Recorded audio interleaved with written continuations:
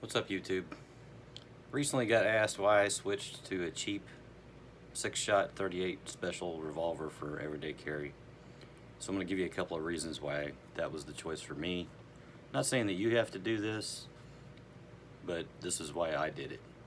For years I carried a semi-automatic, either a 9mm or a 45, just mainly for capacity, I guess. I'm not a bad shot, and I've shot under pressure. I'm a combat veteran, so shot placement is not really an issue, so I don't think I need 17 rounds or whatever in a self-defense situation, so 6 ought to be good. Yeah, 5 probably could be good too, but I like 6 better. So I opted for the revolver for a couple of reasons. Reason number one is when I pull the trigger, I want it to go bang. As we all know, there are more chances for a semi-automatic to malfunction, or you get off one shot and then maybe there's a magazine issue because it's been in storage, on your hip for so long or whatever, and you're not rotating your magazines, you're not reloading, unloading, whatever. The springs get kind of wore out, or you have some grit in there from pocket lint or whatever, and it jams you up. You get a stovepipe, there's a failure of some kind. Not what you want to have when you're in a self-defense situation. With revolvers, very little is going to stop this from going bang when I pull the trigger. So that's a reliability thing. I just picked that mainly because of that. Another reason why I went with a cheap version, this is a Taurus 856. It's very inexpensive as far as snub revolvers go.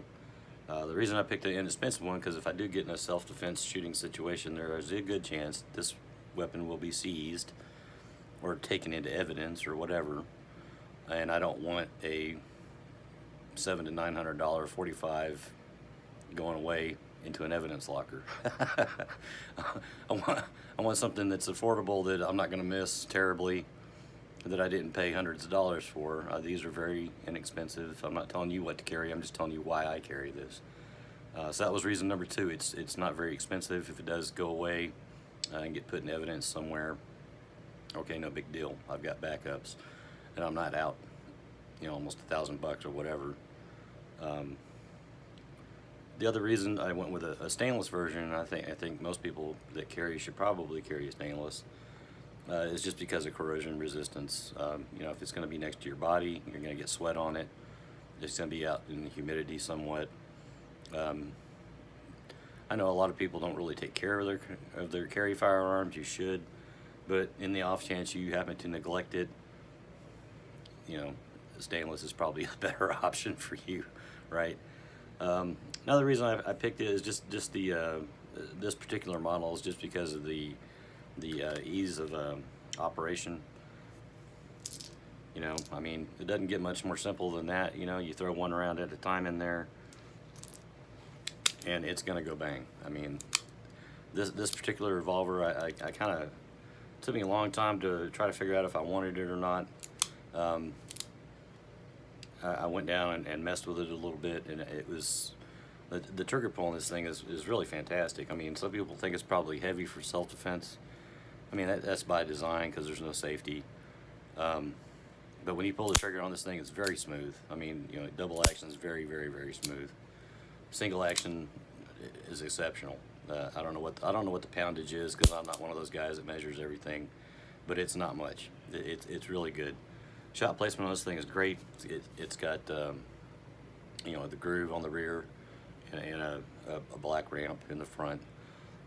It's pinned, so you could replace the front with a fiber optic or whatever if you wanted to. Just knock that pin out and stick a replacement in there. It's got a little notch down there where you could possibly paint the rear if you wanted to. I don't see any need to do that. It's pretty good. This is more of a pointer rather than an aimer at close distances anyway. So yeah, that's why I finally gave up the semi 9s and 45s and went with a very simple revolver. Of course, you could get speed loaders for these things, either the little black rubber strips or your typical speed loader, the round thing where you twist the knob. I don't really see the need for all that. I usually do carry extra rounds, either in a little cloth pouch in my pocket or whatever. It just depends on how I feel at the moment. I think 6 rounds is sufficient to extract you from any normal self-defense situation. Not saying like an active shooter in a mall or something like that. Then obviously you're going to need a few more bullets, probably, maybe a little heftier caliber. 38 Special is just fine, especially modern 38 Special rounds. I feel like they're comparable to some lower power 9mm ammunition. Expansion out of a short barrel can be an issue, so you probably want to play around with what you think you're going to need. Expansion's not really a concern of mine. I mean, to be honest, guys, generally I carry full metal jacket, like ball ammo. I just want it to go in you. I don't care what it does once it gets there. And it's also handy for getting through windshields and doors and walls and things like that. You don't have to worry about it expanding if you're going through an object like a wall or a door or a windshield or a car window, something like that. I want it to get to you, and then I'll put more into you to put you out of commission. That's kind of my viewpoint on it. So anyway, yeah, that's the new thing. Gave up the semi-auto for everyday carry. I don't think I'll probably be switching back. I just don't really see the need. I mean, this could be my gun to get me to another gun also. I mean, I have that option as well, or my pistol to get me to my rifle. We've all heard that before. So just a short video. I just figured I'd share that I went to a Revolver. I'm not going to be doing semi-auto for carry anymore unless I were going to like a really high crime area or something like that. Then I might pack a 92F or something. I don't know. But that's it, guys. I just wanted to share that info with you. I don't know what you pick for your everyday carry, but I mean, a revolver is always a good option because when you pull that trigger, it's going to go off. Very little is going to stop this thing from firing. Your chances of a malfunction on a revolver are extremely low. And I'm not saying that semi-autos are prone to them, but a semi-auto that's everyday carried, that's not probably maintained very well, the ammo's not rotated out, you're raising that probability of it not going bang when you need it to. Or you're going to forget to trip the safety off on a semi-auto if you do have a safety, and in the heat of the moment, if you don't train it, and it's not going to go blam. With this thing, there is no safety. It's going to go bang when I pull that trigger 99.999% of the time. And I've got 6 tries to fix my problem without reloading. So I think that's a pretty good option. Something for you guys to consider. I'm getting a little bit older too.